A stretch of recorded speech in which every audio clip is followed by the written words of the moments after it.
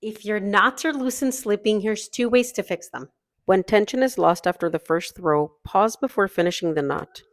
Keep tension on both strands. Pull the short tail on the same side as the long strand. That locks the first throw. Once it's locked, finish the knot as usual. Another option is adding a third loop instead of 2 to the first throw. This is especially helpful with monofilament sutures. The extra loop adds friction and helps prevent slipping.